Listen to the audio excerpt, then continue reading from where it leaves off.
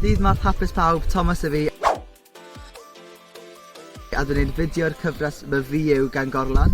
Dwi am siarad am Ioan 10, adnod 11, lle mae Iesu'n cyhoeddi My Fi ydy'r bugail da.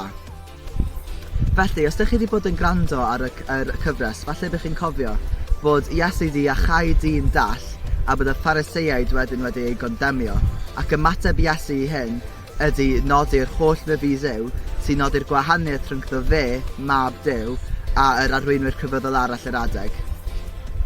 Felly, beth mae'r adnod yn ei ddweud ydy, fi ydy'r bugail da. Mae'r bugail da yn fodlon marw dros ei ddefaid. Ond beth mae hyn yn ei olygu? Wel, os dyn ni'n mynd i'r fersiwn cynhara'r Beibl sgennyn ni, sydd yn Groeg, mae'n defnyddio'r geiriau ho kalos, sydd yn meddwl yr un perffaith neu yr un gorau. Mae Iesu'n dweud mai fod i y bugail gorau i ni ei ddilynwyr, a mae'n dweud mai dyma'r gwahaniaeth rhwngddo fo a'r arweinwyr cyfyddol arall.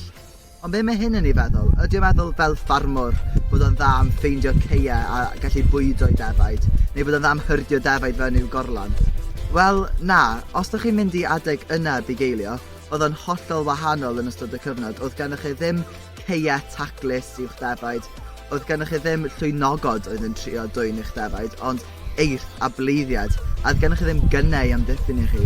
Yn aml iawn roedd bugeiliad yn marw yn gwarchod ei defaid, a mae Iesu dweud fel y bugail da, oedd o'n fodlon wneud hyn. Am gymhariaeth cwbl eithriadol rhwngddo fo a'r Phariseiaid, tra bod nhw'n dwyllodrus ac yn neud pethau'r ples eu hunain, oedd Iesu'n deud ei fod o'n fodlon marw dros ni ei ddilynwyr, ni ei ddefaid. A fel mae llawer chi siŵr o fod yn gwybod, nath o'n neud hyn, nath Iesu marw ar y groes nes ymlaen, a y rheswm nath o hyn oedd i achub ni, oedd i gwarchod ei ddilynwyr, gwarchod ei ddefaid. Achos pryd nath Iesu marw ar ei groes, nath o galluogi ni i gallu cael bywyd tragwyddol yn heyrnas Duw, cael ein achub i'r fraint yna. So, gyd da ni angen neud ydy cydnabod be nath Iesu, cydnabod fe fel bugail da. A yna da ni'n gallu cael perthynas gyda fe, bod yn rhan o'i deulu a trwylo bywyd tragwyddol gyda fe.